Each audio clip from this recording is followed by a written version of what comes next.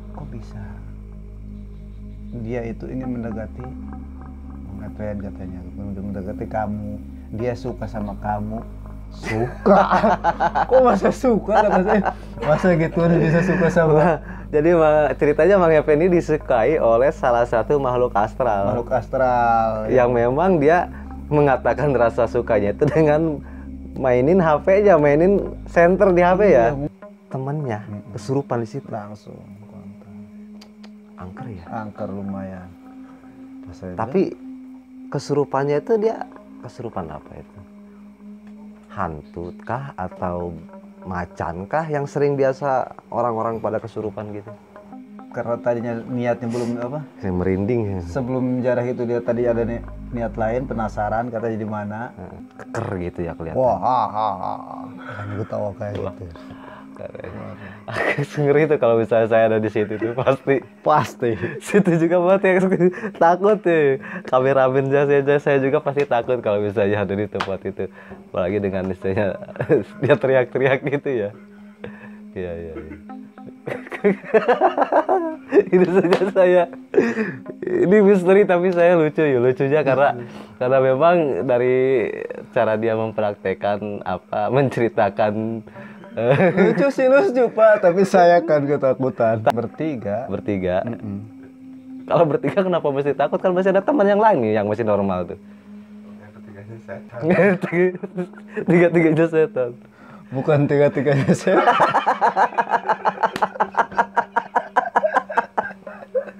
Tapi kami masih teman sebaya. Assalamualaikum warahmatullahi wabarakatuh. Masih bersama podcast misteri. Kali ini kita kedatangan lagi seorang yang punya pengalaman misteri yang bisa berbagi kepada sahabat-sahabat semua. Kita kenalan dulu nih. Sama siapa Kang namanya Kang? M. Effendi. Nah, Kang Effendi, bisa ceritakan pengalaman misteri apa yang bisa Kang Effendi berbagi kepada sahabat-sahabat semua? Jadi begini sahabat, saya pernah mengalami ataupun sebuah kisah misteri. Ya. Tapi secara pribadi ya? Secara pribadi, real pribadi. Dan juga memang masih teringat gitu ya? Masih teringat. Ada salah satu yang paling kuat dalam ingatan saya itu tetap waktu saya nganter teman saya pas jarah di Munjul, masih wilayah Pandeglang. Dan di situ kami biasanya sebelum jarah itu kami biasa berwudu dulu ya, untuk bersucikan diri. Ya. Itu malam siang? Kebetulan malam. Dan kebetulan juga di situ kan dari tempat penjarahan ataupun dan juga tempat wudunya itu agak lumayan jauh. Sekitaran 50 meteran. Dan di situ teman saya juga belum sholat isya, belum bisa. Kata teman saya, Mang, saya belum sholat isya nih. Gimana? Ya udah sholat isya dulu di sini. Udah wudu, sholat isya.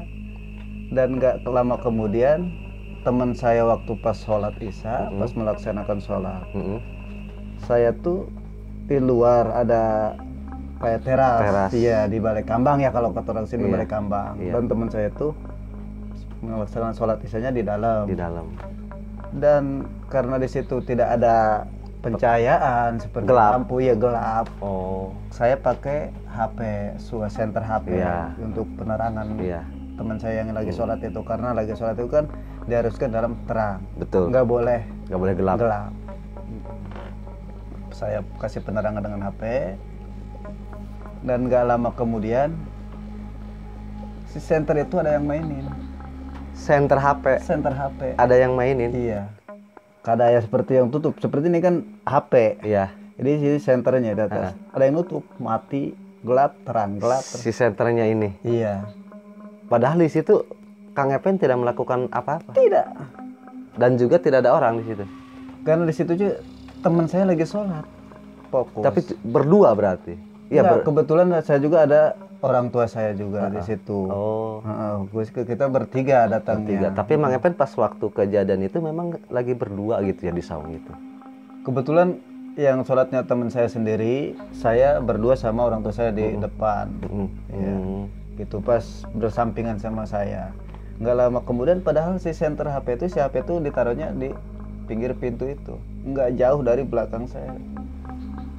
Nggak taunya gitu, saya juga aneh, merasakan sesuatu keanehan.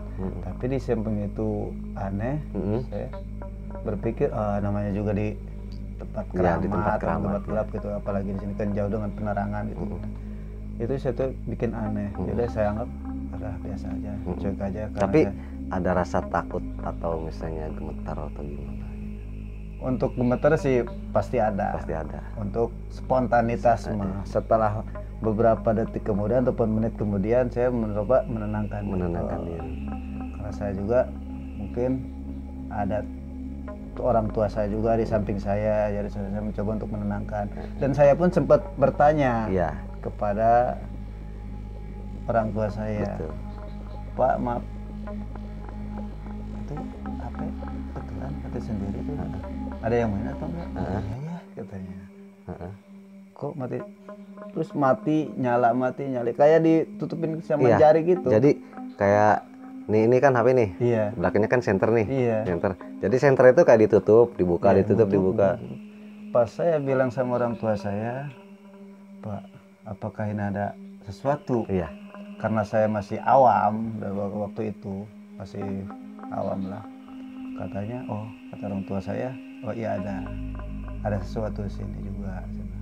Bahkan ini yang berwujud di sana wanita cantik. Dan bahkan orang tua saya pun sendiri bilang, kok bisa? Dia itu ingin mendekati, ngapain katanya, mendekati kamu. Dia suka sama kamu. Suka? Kok masa suka kata saya? Masa gitu bisa suka sama? Jadi ceritanya Mang Effendi disukai oleh salah satu makhluk astral. Makhluk astral. Yang memang dia mengatakan rasa sukanya itu dengan mainin HP-nya, mainin senter di HP ya. Mungkin bercandain katanya.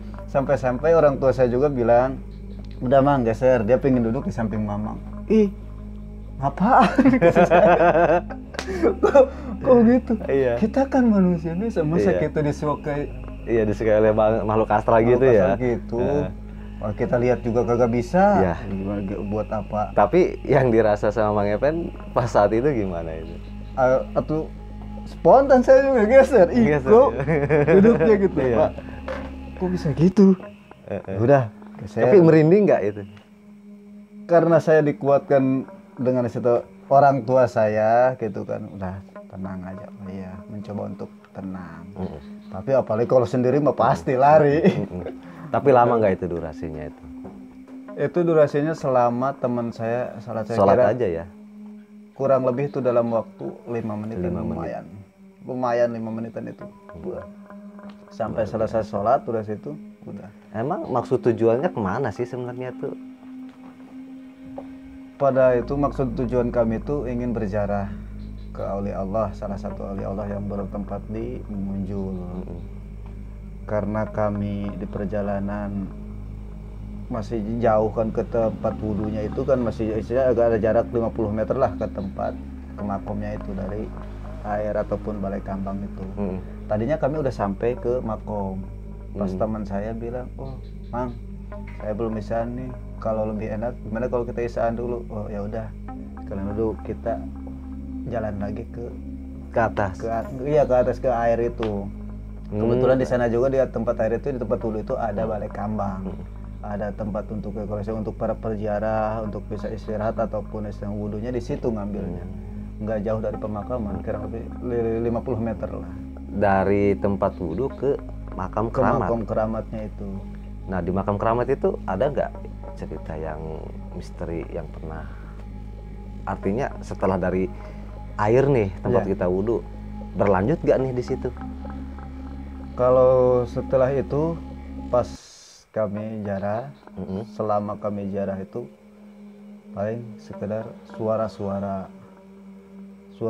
seperti sedang ada yang lempar di genteng.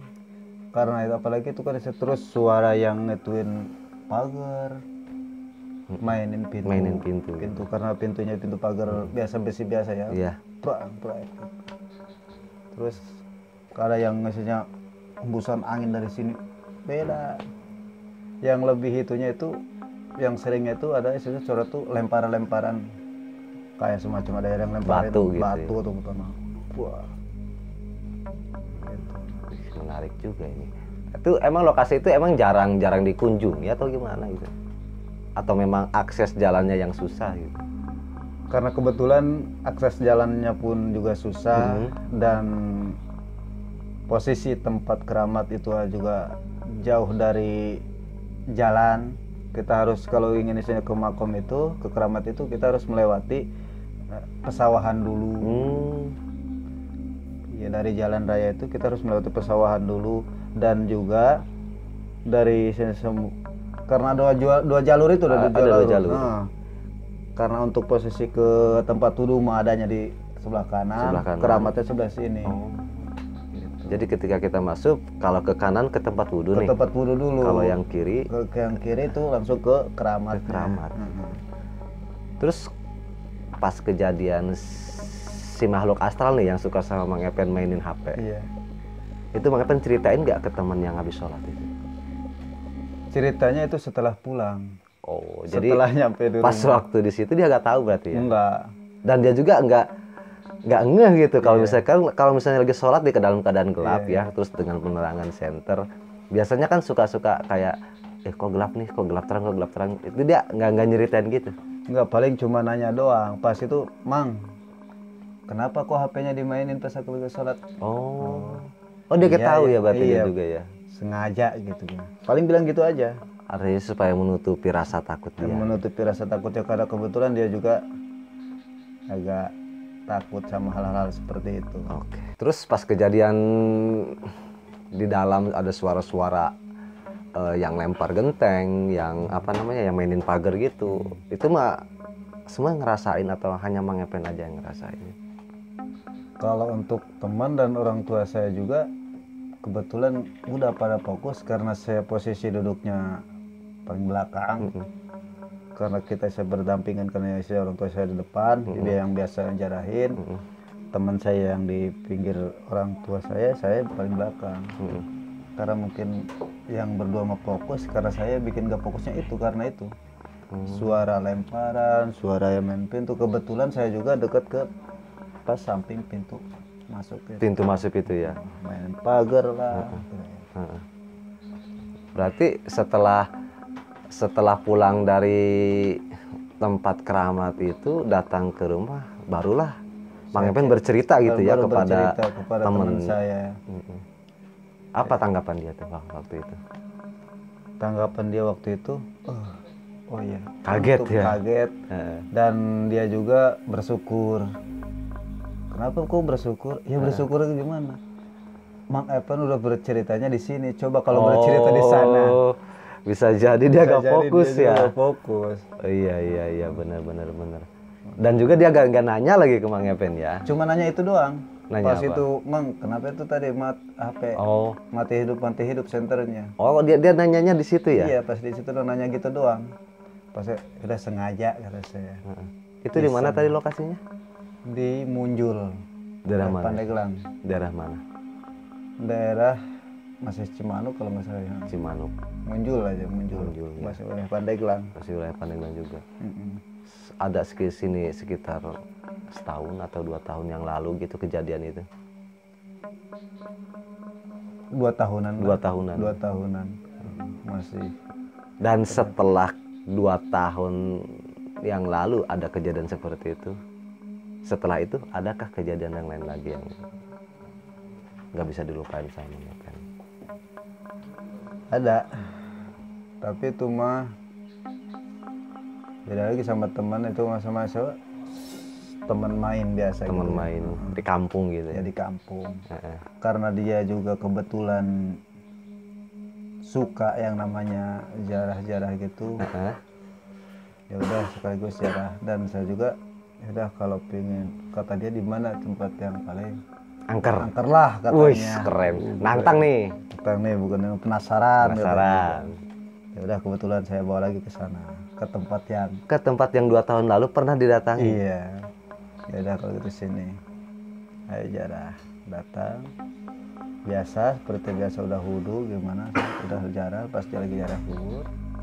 Dalam pertengahan jarah itu saya lagi jarah, nggak taunya teman saya juga ada spontan kesurupan di sana. Dia temannya kesurupan di situ. Langsung kontak. Angker ya? Angker lumayan. Tapi kesurupannya itu dia kesurupan apa itu? Hantu kah atau macan kah yang sering biasa orang-orang pada kesurupan gitu? Sebelum dia kesurupan itu, terjadi kesurupan itu, kerasukan, sebelum terjadi kerasukan itu saya merasakan ada sesuatu yang hadir tepat di belakang saya. Dia berwujud seorang laki-laki, kayak semacam jawara lah. Biasa pakai peci, pakai sarung ini, sabuk hijau, pakai celana hitam, baju hitam, bisa golok. Saya rasakan itu ketepatan di belakang saya. Tepat sekali di belakang kita. Tepat di belakang saya. Ya mungkin karena tadinya niatnya belum apa? Saya merinding ya. Sebelum jarah itu dia tadi ada niat lain, penasaran katanya di mana tempat yang paling angker. Setelah saya bawa ke sana, saya tunjukin dia dari berjarah di sana, dia juga baru merasakan. Oke. Dan setelah itu dia juga baru percaya dengan adanya goib. Jadi gitu sahabat, ceritanya nih keren banget nih. Pas kesurupannya itu, dia kesurupan apa waktu itu? Pas kesurupan itu dia kesurupan kayak seorang sosok jawara. Karena yang saya rasakan itu energi jawara gitu. Karena dari badan dia gitu kekar gimana, dari pas setelah dia maksudnya kerasukan itu si yang kekarnya itu si yang kerasukannya. Yang kerasukannya itu pas setelah kesurupan, kerasukannya keker gitu ya kelihatan. Wah, aku tahu kayak gitu.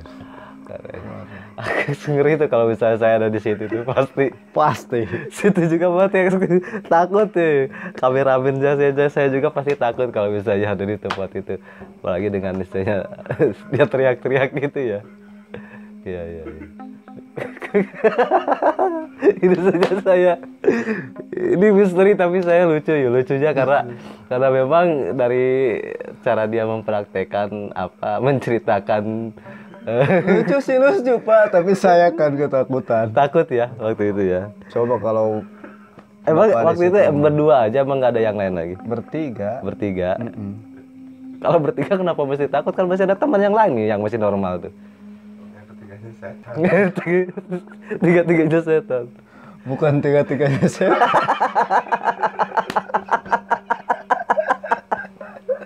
Tapi kami masih teman sebaya. Iya, teman seumuran lah, satu ya, sepermainan. Waduh, kacau ini. Apalagi kalau ada orang tua mah, dan kebetulan waktu pada itu saya yang jarahinnya. Oh, jadi nganter juga. Iya, nganter juga. Pas kebetulan tuh alhamdulillahnya pas itu juga pas waktu baca doa pas mau selesai. Pas dia kesurupan tuh. Pas dia kesurupan pas dia kerasukannya pas alhamdulillah pas waktu berdoa, pas mau hampir bentar lagi selesai berdoa. Kalau mungkin sebelum berdoa mah mungkin udah berhenti tengah jalan dah, tapi berhubung pas lagi baca doa tanggung ya kalau mesti ngulang lagi ya. Dengan lama kemudian saya tutup aja doa, kemudian alhamdulillah lihat teman lagi kesurupan kerasukan. Terus gitu. Dia normal lagi gimana itu? Pas alhamdulillah normal laginya itu sedikit banyaknya alhamdulillah saya membacakan ayat-ayat Allah, ayat-ayat Quran seperti isinya ayat kursi dan yang lainnya. Bukan ayat-ayat cinta ya? Wah, kalau ayat-ayat cinta FTV dong. Iya. Pas kenapa? Setelah situ dia sudah sadar, dan setelah dia sadar pun dia tidak mengetahui apa yang terjadi? Apa yang terjadi sama dirinya, nggak sadar. Kunan ya orang, kata dia. Itu puguh gitu. Super, makanya setelah itu saya omongin, pas nggak lama kemudian saya nggak banyak bicara di tempat itu. Pas sudah sadar dia, ya udah nggak lama kemudian kami bergegas untuk pulang.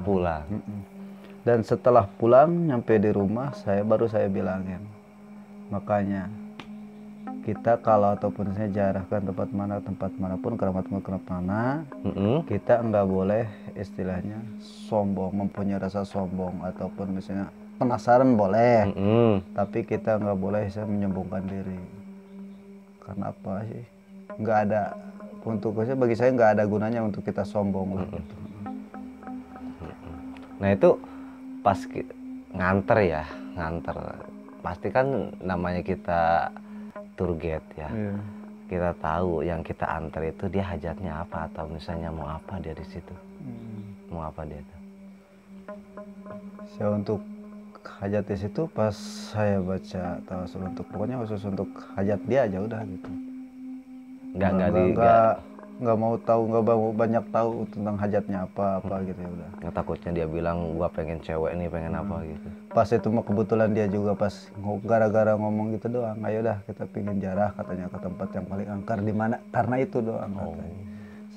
Jadi semacam kayak dia nantang dan uji nyali ya. Nah, setelah saya bawa ke situ, ke tempat itu, keramat itu, dia baru tahu ya bahwa memang di situ angker. Memang angker, dan karena juga dia ngerasa sampai kesurupan gitu ya. Iya. Dan saya sempat bilang lagi, ayo kita ke sana lagi, jalan sana lagi. Dia sempat trauma. Enggak kata dia. Enggak kalau sana nyerah. Luar biasa sekali.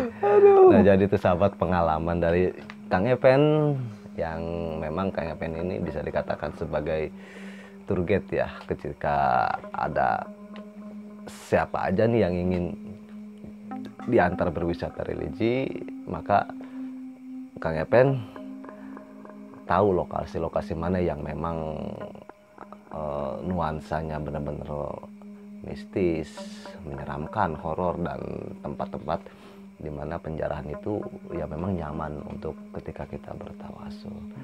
Dan tadi seperti itulah pengalaman Kang Epen selama beliau menjadi tour guide wisata religi yang ada di Kabupaten Pandeglang. Oke Bang, terima kasih atas ceritanya. Nah sahabat, itulah dia tadi cerita misteri dari Kang Epen. Next kita akan bercerita lagi tentang misteri-misteri lainnya. Thanks for watching and see you next video. Bye bye.